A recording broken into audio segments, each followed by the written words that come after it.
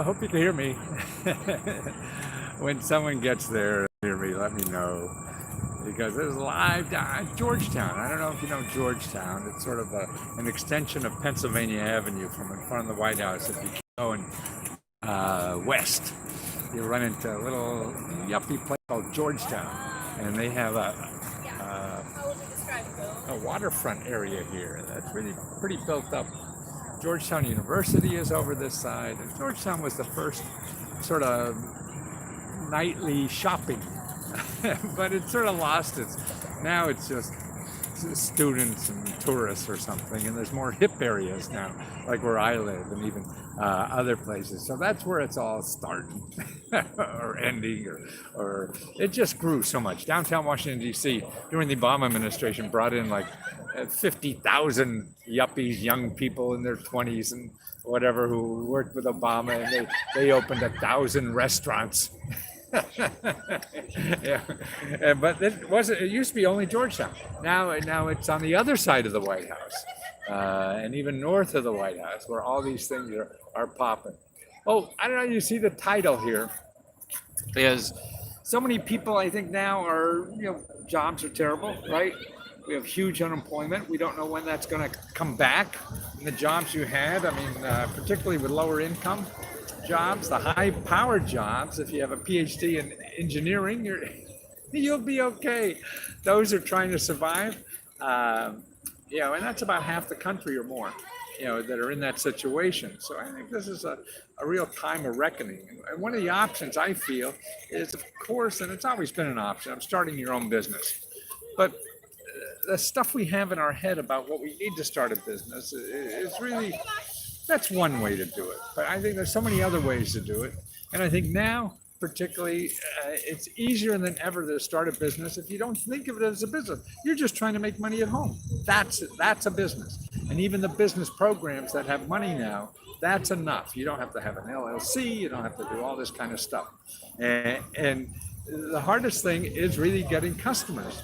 And I think maybe a first step for starting a business at home that you want is to use, gig economy stuff. I mean, this is really the same thing as starting a business at home, because you're flexible, you work when you want, things like that. But gig economy jobs, sure, you're not going to be a millionaire, but it's a way to start. It's a stepping stone, because it takes no money, no expertise, and no ideas. They give you customers. You have to hustle on the websites, but you could learn that. You learned how to drive. You learned how to use a computer. Now you learn how to use gig economy stuff. And it is there. It's a way to take a stepping stone. I mean, if you start a business from scratch, you're either going to have to raise a lot of money. That may take 6 months or 6 years. Who knows how long?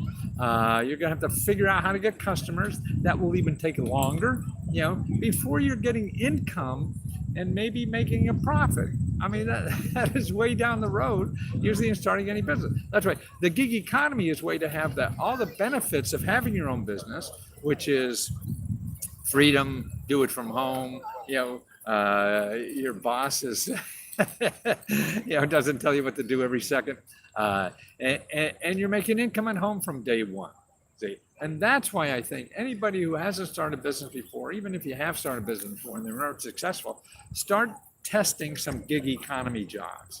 Now, if you remember Let's Go Help, I'll send you a report. There's about 200 of these things, that are available from anywhere in the country. If you're not a member, then what to do is go to Indeed.com. That's a place where you get jobs, and they have a section on the gig economy. So if you go to Indeed.com and search in there for the gig economy, it's a job, but then it'll come up. They have a special section for gig economy jobs, and so that's a way to find it. And see, you don't have to worry about getting paid. If you had your own business, you have to worry about getting paid. Gig economy jobs don't, because what they do is, you want to be a dog walker or something, just make some extra cash that way. Okay, you sign up for one of these websites that are platforms, they call them. They don't call them websites anymore. They call them platforms, where you sign up your information and stuff like that. And then people come there to look to hire people, okay? So if they hire you, then the website gets the credit card and everything before you even do the work.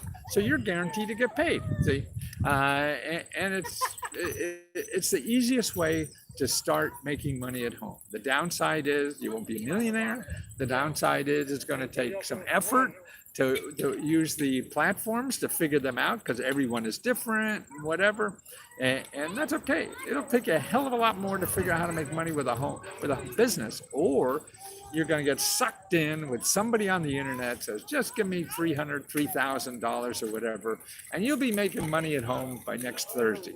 That is going to be, yeah, you're going to have to get hit by lightning before that happens. So you don't want to do that. I'm personally biased. I'm sure the people have done it or whatever. I mean, there's a lot of ways to get through this life, but I think particularly if you have little to no money, you don't want to be spending money on somebody who promises you make money. That I think is the biggest sin that we do when we're hurt. But we don't know our options. We don't know anything else, so we're vulnerable, to these people.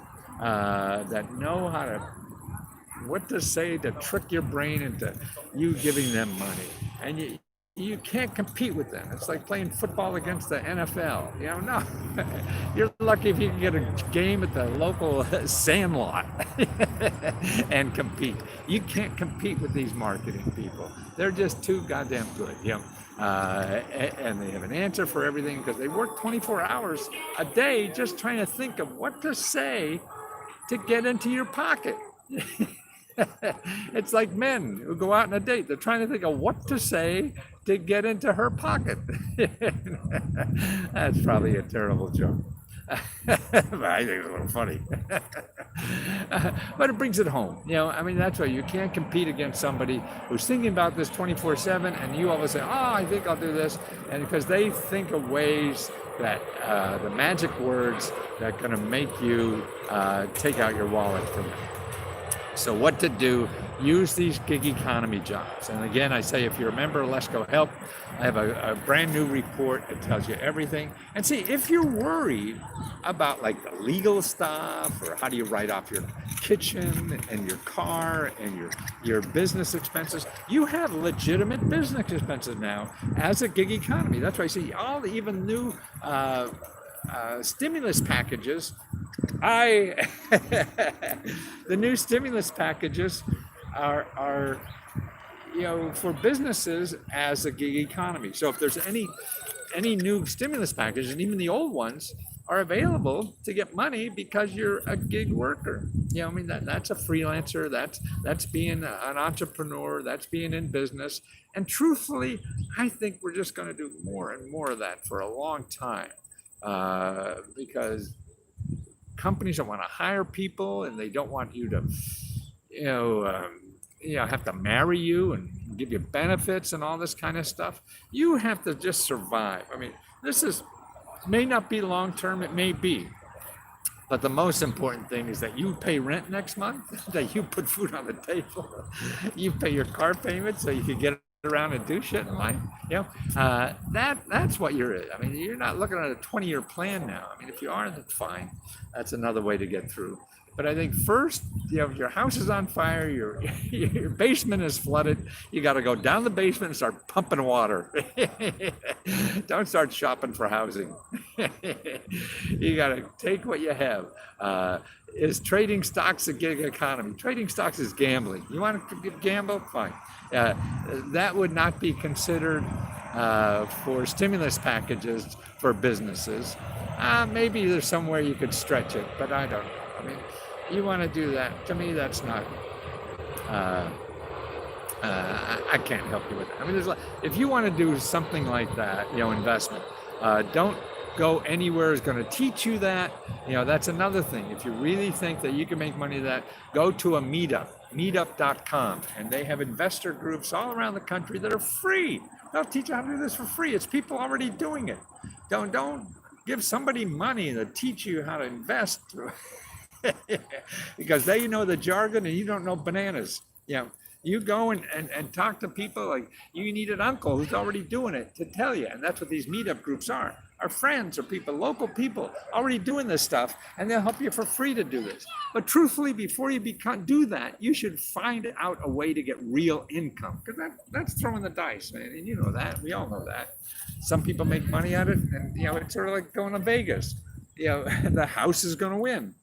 Some people win, and then they make a big fuss out of that. So more people come and throw their money away. You got to find a way, something a little more stable, to feed yourself first without gambling. And the gig economy to me is one way to do that, and it's an easy way because the customers come to you. Now you have to figure out the algorithms. The more you spend, you're not going to be making money by tomorrow. It may take you a week or 2 weeks to figure one of these things out, and if the first one doesn't work, you go to the next one. That doesn't work, you go to the next one. Spend another 2 weeks. So after a month or so, maybe you start trickling something in. Just think of what happened. What did you do the last month? And if it looks better than that, then just start. There's no magic in life. Don't wait for a white horse to come out knocking at the door with a big sack of cash. No, start taking care of yourself. Try anything that doesn't cost money, and keep trying something new all the time. You don't know what's going to work. I don't know what's going to work. The people who tell you they guarantee what's going to work because it works for them. They know how to get your money when they really don't know if it's going to work for you or not. Okay. The credit repair business, if you don't spend any money doing it, and credit repair business, okay, find somebody who's doing it and say you'll get them customers, because that's what you're going to have to do anyway. Any business that you're going to have that is not a gig economy business. See, the gig economy is their customers are coming to the website, and you don't have to weigh that. But if you want to get in the credit repair business, you got to find customers, and then they're going to tell you it costs money, and they want you to get money, go into debt for money. That's stupid, terrible to me. I guess some people do it, but the chances of that, who's ever selling you that, they're making money selling you getting into the credit repair business. There's nonprofit organization. What I would do is go to HUD.gov, talk to the credit counselors. They do this for free. The credit business. See, the credit repair people are shocked. If you Google credit, I forget the name, but credit repair, the biggest credit repair business just got fined for $25 million for scamming people. And sure, they'll probably pay you something to get business for them, but it's a scam. Find something real to do. And that's how you grow. You grow yourself, you grow other people around you, and things like that. People certainly need credit help, and there's nonprofit organizations that do that for free. So what I would do, if you're considering a credit repair business, you go to one of these nonprofits, and you can find them by doing HUD.gov, put in counselors, find counselors in your area. There'll be maybe 25, 50 of them. Call a few, and they say, hey, I want to, get some honest information. People are, this company wants me to be in the credit repair business. They do this for free. So they're an unbiased opinion that could give you a better insight on the credit repair business than I can. I'm not in business. I don't care. I'll show you where you get that for free. But if somebody's selling it, they have to make money. That means the people who's the customers have to pay you or somebody else to get credit card. So if you call me, I'll show you where to get what you want to do for free. So you want to do that, more power to you. I don't know. I mean, we all struggle in life. And we can't tell other people what to do in life because we don't even know what the hell to do with our own life.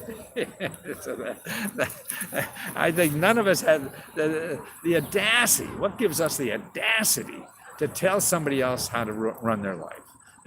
We don't know how to run our life. It's too complicated. It's too personal. But the problem is, I think none of us know really what to do for sure. So that's why we'll take other people's advice particularly if they're making money off of it. You gotta be really careful with that stuff. And that's why I think you just keep trying stuff that doesn't cost money to do, because it probably won't work anyway for a while until you figure out. In the land of milk and honey, where do we go from here? That's right. It isn't. It is. It's grit now. It's all about grit. How many times are you prepared to fail? I mean, I had started 2 businesses before, and after I had an MBA. My first 2 businesses, I had a computer software company back in the 70s that failed. Man, yeah. But you have to go through that to learn what you really can do, what is best for you to do. It's like dating. You have to date a bunch of idiots first. Because you have crap in your mind you think that works or that think is for you, and it really isn't. It's really, that's why I wear hearts now instead of question marks. I used to think about asking the right questions the whole thing in life. No, it's using your heart. It's using your heart to make those decisions, because it's so hard no matter what you're going to do. And if your heart is not in it, you're not going to hang in there long enough. It's like a mediocre relationship. You know, they start picking their nose one time at dinner and it's over. Well, if you really love that person for something bigger than just their habits or whatever, then you hang in there, and that's what's important, so that's why I think your careers or whatever. But now, to me, it's not so much careers, it's a stepping stone. Now you got to create income. That's why I think more people are hurting just creating income. Don't find the perfect job, the first perfect this or whatever. What's the easiest, fastest way to start creating income? And that's why I think the gig economy fits that. Nothing's perfect and nothing's immediate and nothing's guaranteed. But I think of all the options most of us have, particularly if you don't have money, is that, and that's why I think this is an important part in our development as a society. I'm not saying these are perfect jobs either. This is what's there. You got to figure out how to survive and then first before you figure out perfect, and who knows if that's ever going to come. But you have to get grounded in something and then build perfect.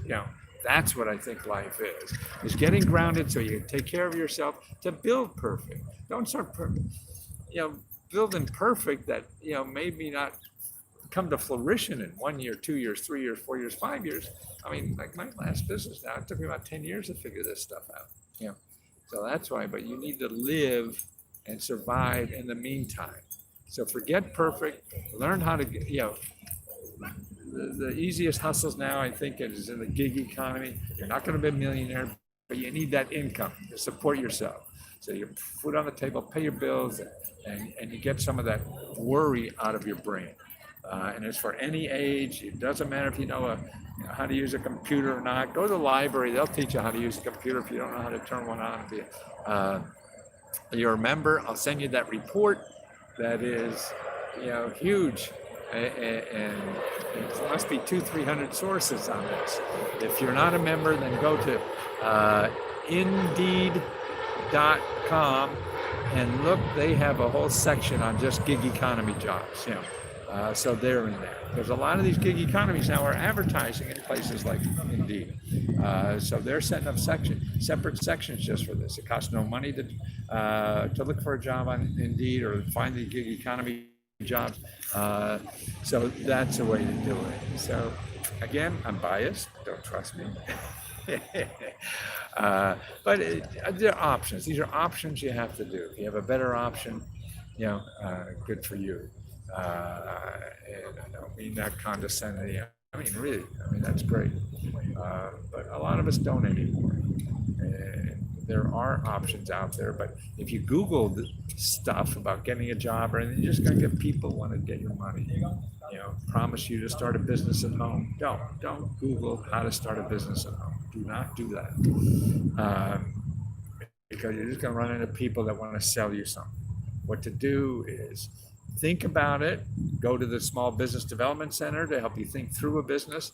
But while you're doing that, start making money in the gig economy, because that makes you flexible to be able to start a business. So you could be able to start your business, get the free help that I tell you about, how to help you think through about how to starting a business and getting all this free help that's available to think about how to start a business and what it's going to take. But you got to earn income first.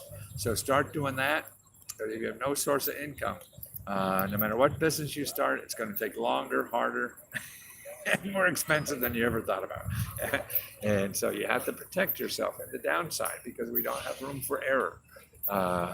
It's not easy to do things like it was, a year ago in this country, or easier. It's getting harder, and it's going to be harder for a longer time yet. So it's preparing. I mean, don't prepare for success. You're going to be a millionaire businessman. No, a person, you're going to fail in 6 months. And what are you going to do? So that's why do it on the side. Start a gig economy thing. Start learning that as another way of income while you're starting your little business. If you want to do that first, don't spend any money on starting a business. Don't spend any money on on the job. The gig economy jobs makes you flexible. A friend of mine who works with my wife, she talks to Chinese students in China in English at midnight and makes like $25 an hour doing that just because she can speak English. And so she stops them all day and makes it. So she makes $100. My son, he's an IT guy and works with a lot of nonprofits. Something he needs a couple $100 to go deliver meals in his car. And that's what it is. There's ways to do that. Legitimate work and not scams. Well, sorry. It's wonderful weather here in DC. I don't know what it's like where you are, but let me show you a little bit of what this place looks like.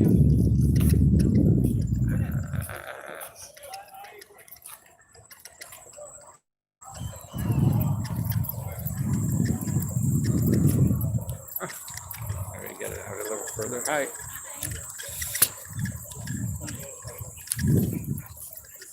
See, a little more of what's out there. See, there's boats in here. And then there's fancy apartments on the other side. That's Georgetown. Either rich students or rich yuppies live there. Actually, a lot of old money here too in Georgetown, because the Georgetown was started in the Kennedy administration. Actually it was, I think it used to be a slave trade here because of the water. And then when Kennedys came to town, the family lived in Georgetown, and that sort of became hip. And since then, it became a hip yuppie place. Okay, guys, I'm gonna go. Talk to you later. Thanks for putting up with me.